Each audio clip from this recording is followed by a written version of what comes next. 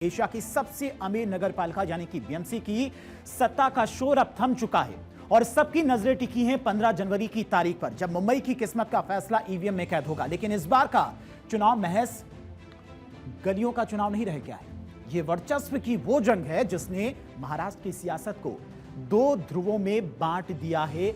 लगातार सियासी दलों की तरफ से नए नए पैतरे, नए नए दांव चले जा रहे हैं और इस बार के बीएमसी चुनाव में अलग अलग गठबंधन भी देखने को मिल रहे हैं।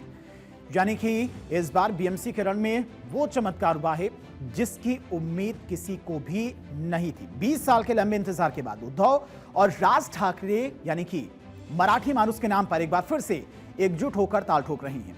ठाकरे भाइयों की यह जोड़ी जहां शिवसेना की पुरानी साख और इमोशन के दम पर मैदान में है, वहीं दूसरी तरफ मुख्यमंत्री देवेंद्र फडणवीस और एकनाथ शिंदे की महायुति ने बीएमसी पर दशकों से काबिज ठाकरे परिवार को बेदखल करने के लिए पूरी ताकत झोंक रखी है। और ठाकरे ब्रदर्स भी एक साथ आ चुके हैं और नए नए दांव भी चले जा रहे हैं। बीएमसी के साथ महाराष्ट्र के कई नगर निगम में वोटिंग होगी और इसके लिए तैयारियां भी की जा चुकी हैं।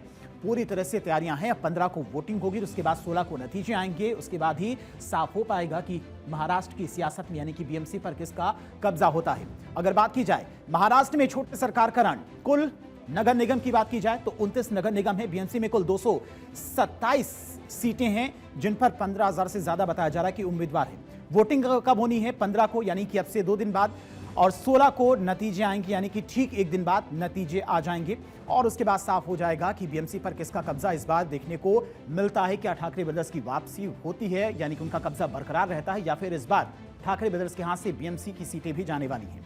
बीएमसी चुनाव में अब हर पार्टी अपनी ताकत दिखाने के लिए मैदान में है और सभी प्रमुख दल अपनी अपनी सीटों पर कब्जा जमाने के लिए जोर शोर से प्रचार कर रहे हैं। और इस बार का चुनाव खास है क्योंकि ट्रायंगुलर फाइट भी दिख रही है।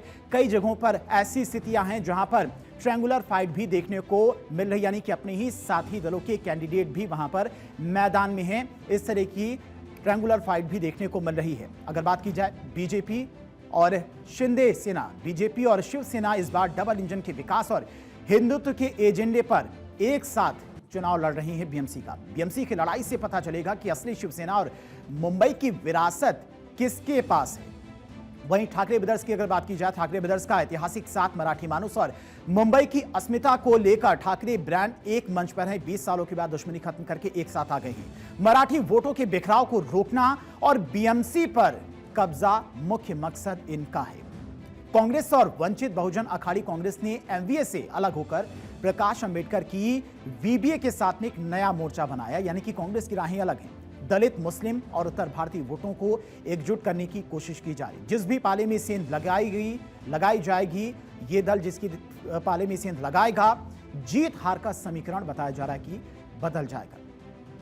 अब आपको बताते हैं कि बीएमसी में किस पार्टी ने कितने उम्मीदवार मैदान में उतारे हैं, क्योंकि इस बार कई जगहों पर ऐसी स्थितियां हैं जहां पर अपने ही जो साथी दल हैं यानी कि जो गठबंधन के साथी हैं उनके ही कैंडिडेट आमने सामने हैं। बीएमसी में किस पार्टी के कितने उम्मीदवार हैं वो भी आपको बताते हैं। कांग्रेस के सबसे ज्यादा उम्मीदवार हैं। कांग्रेस की तरफ से करीब 167 प्रत्याशी उतारे गए क्योंकि कांग्रेस बिल्कुल अलग थलग चल रही है, अपनी अलग राह पर है।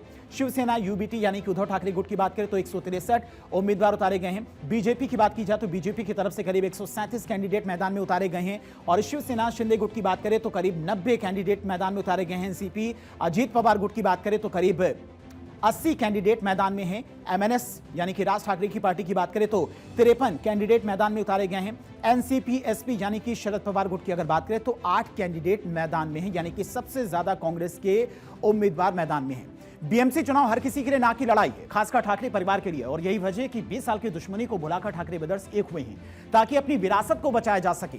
पिछले करीब 3 दशक से बीएमसी पर ठाकरे परिवार का कब्जा है और इस बार बीजेपी और शिंदे की पार्टी जबरदस्त फाइट दे रही है।